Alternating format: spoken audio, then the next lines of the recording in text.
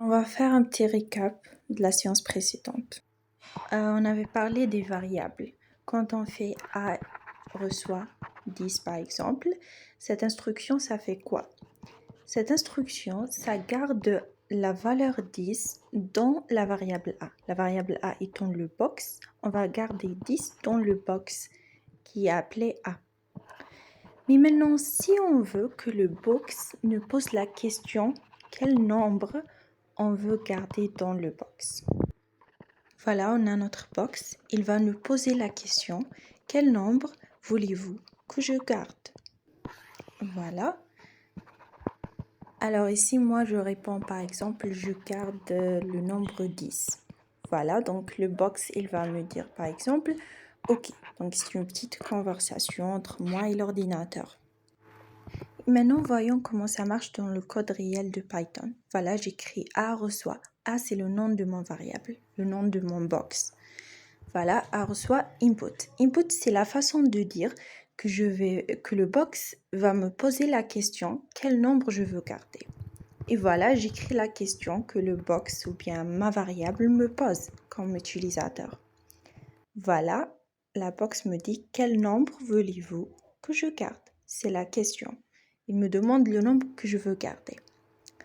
Alors, avant de répondre, avant d'afficher, on va ajouter int. Voilà, on met tout entre parenthèses dans int.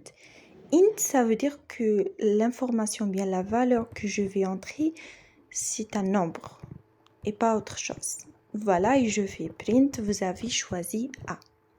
Voilà, pour afficher. Donc, quel nombre voulez-vous garder? Je vais dire 10 par exemple. Voilà, vous avez choisi 10. Maintenant, on va passer à autre chose. Donc, le box me dit, je peux garder un nombre, par exemple le nombre 10. Mais aussi, est-ce que je peux garder autre chose, des chaînes de caractères, un nom, un prénom? Voilà, par exemple, je vais dire comme utilisateur box, je veux garder mon prénom. Par exemple, Sarah. Je vais mettre la valeur Sarah dans le box. Comment le faire? Alors, revenons au code précédent. La seule chose que je vais changer, je vais supprimer int. Voilà, je garde que input. Et bien sûr, je change la question que le box me pose ou bien que ma variable me pose. Voilà, on va dire quel prénom voulez-vous que je garde. Voilà, donc on fait par exemple Sarah. Et voilà, vous avez choisi Sarah.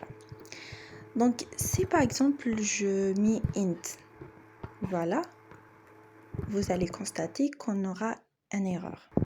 Et pourquoi cette erreur? Parce qu'en Python, la programmation Python, on a une règle. Pour garder des nombres dans des variables, on utilise int avec input. Mais pour garder les prénoms, les chaînes de caractères, les noms, on utilise input toute seule. Et maintenant, on va faire un petit exercice pour résumer le tout. On va utiliser les types de variables chaîne de caractères et types de variables nombre.